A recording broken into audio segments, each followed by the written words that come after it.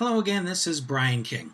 I'm an adult with mild Asperger's, ADHD, dyslexia, and Ehlers-Danlos syndrome.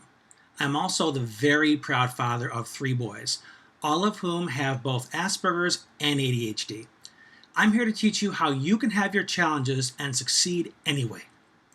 This is another edition of Succeed with ADHD Anyway. Now, I've got a real interesting topic for you today, and a real popular one, especially as we get back into the school year. But let me ask you this. Have you noticed how much difficulty someone with ADHD or ASD, which stands for Autism Spectrum Difference, has with time management? Sound familiar?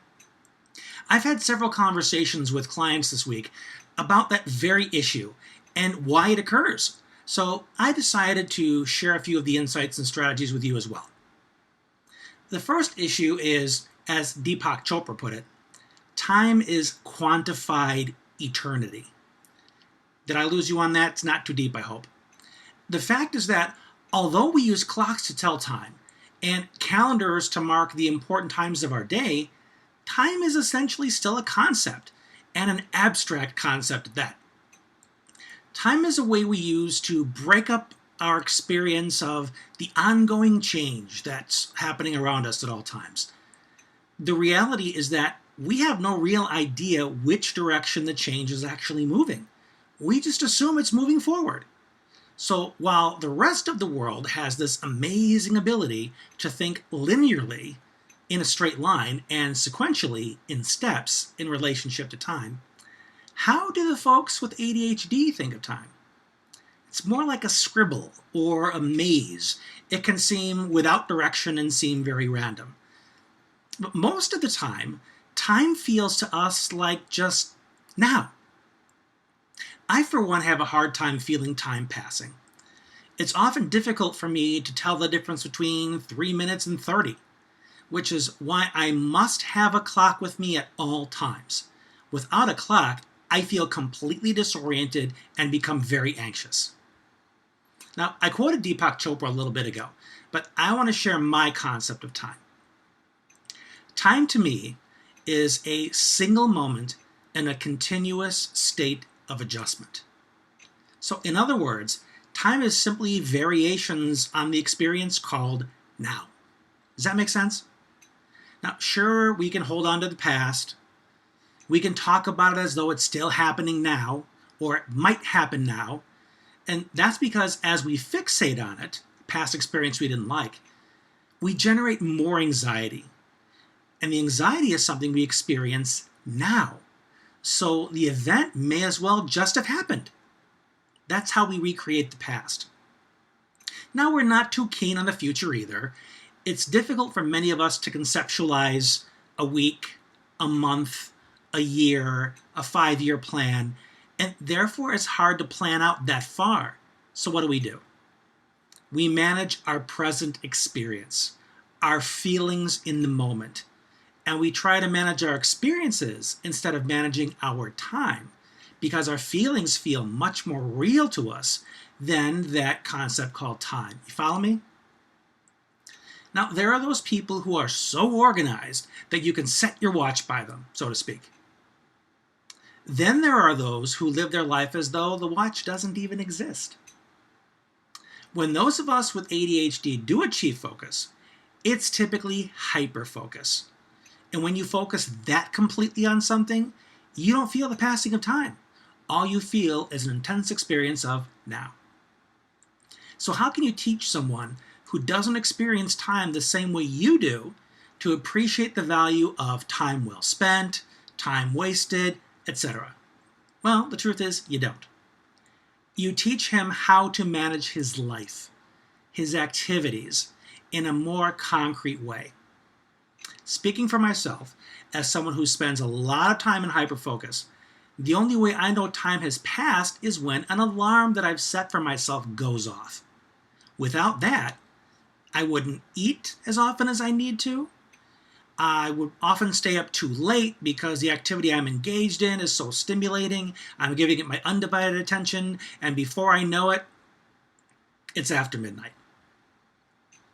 So what I and other ADHDers need help with is activity management, or more precisely, experience management.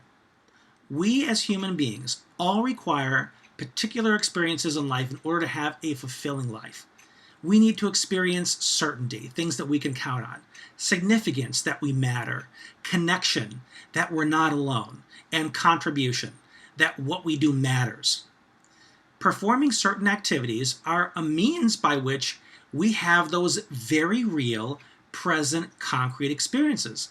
Contribution's a big one for me, and I'm doing this for you right now in order to have that experience.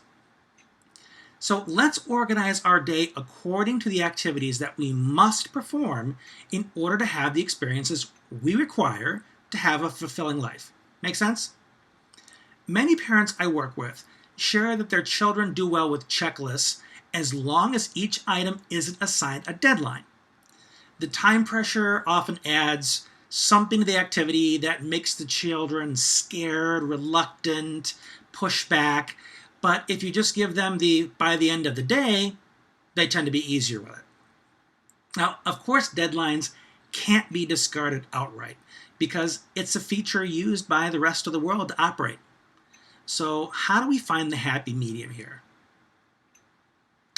Our relationship with time is like any other relationship, in that we need to know what works for us, what doesn't, and what's negotiable or flexible. I've read articles and books over the years in an effort to become more organized myself, which, is a work in progress. And they recommend prioritizing things in categories such as urgent, important, or it can wait. And another recommendation is today, tomorrow, and someday. Now, for some people who can think about things in a more abstract, gray manner, those ideals will work. They work for a lot of people, so I'm not knocking them.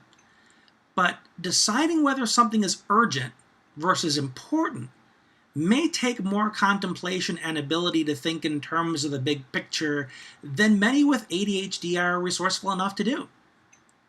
Today, tomorrow, and sometime are time-related, and as we discussed, may be difficult ways to conceive of things because we're prioritizing experiences.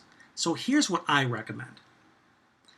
I learned of a way to categorize what's necessary in my relationships in order for them to be fulfilling.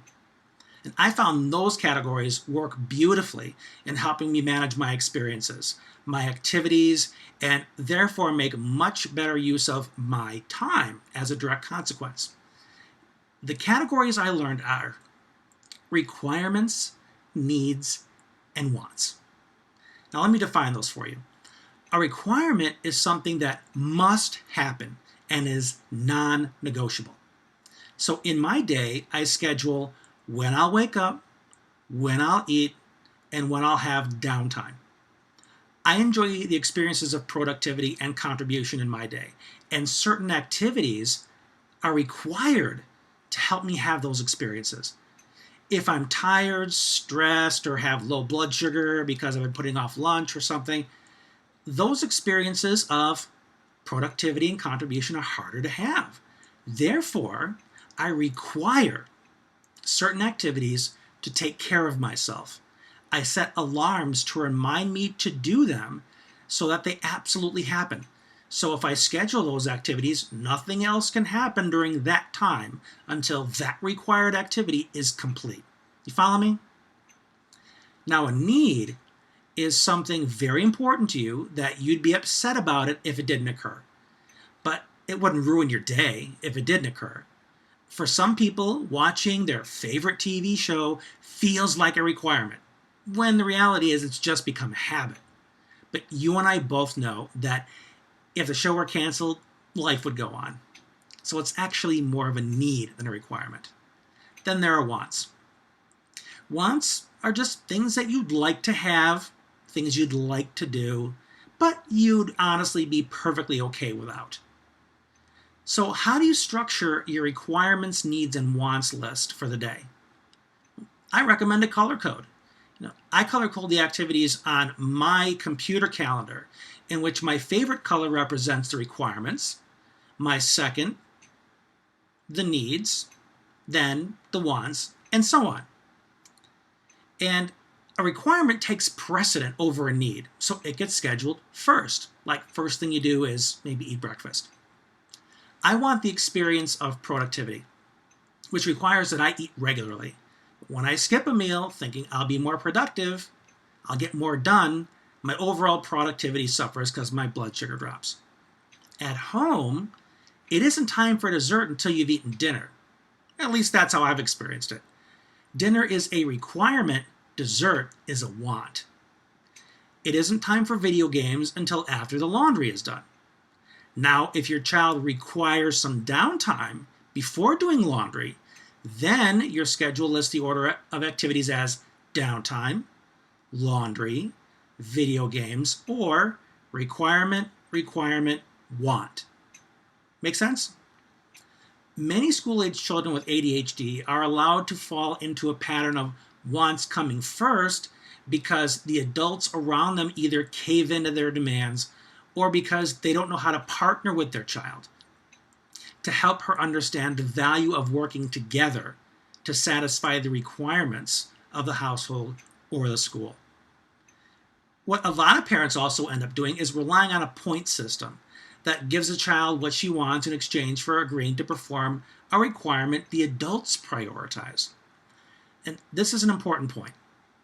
What the child learns often from point charts is that her requirement is achieved by performing a want for the adults in her life. Did you get that? So she hasn't changed her priorities. Your requirement does not become her requirement. She's just learned that satisfying your requirement is a means to the want she has. Now, with this system that I've explained, the requirements occur in a child's day regardless. Those are the musts: eating, sleeping, getting dressed, getting a shower, and so on. So they tend to come first. They're the ones that happen at certain times and tend not to have too much wiggle room if your life is very structured. These are the requirements of life, of participation in our family, of our community, and everything else that could be on your schedule is pretty much negotiable. That's the needs and wants. Sure, we throw in the extra incentive now and then to break up the monotony. Trip to the ice cream shop, to the park, and it helps keep life fun for us. The greatest lesson is that many of the requirements are things that also require us to work together. Be considerate of one another and take care of each other. That's one more reason requirements come first. It gives the experience of collaborating, connecting, and succeeding together, something our kids with ADHD or ASDs struggle with. That's a skill set and experience we need to experience more often in order to become proficient at it. We need to develop competence in it. We need to see the value in doing it more and more, because those are the requirements for a fulfilling life. So let me finish with this question to you. What are your requirements? What are you doing to prioritize them? What work are you doing? What time are you putting in to make your life as fulfilling as it can be? And modeling what it's like to do it and be effective for your children as well. I hope this has been helpful. Please do me a favor and share this episode with whoever you think would benefit from it. And if you're so inclined, you can stop by YouTube, where the video of this episode lies, and leave us a comment there. You can also go to iTunes and leave a review there and let us and everybody else know how this has been helpful for you. And please don't forget to join me next time for another episode of Succeed with ADHD Anyway. Thanks for being you.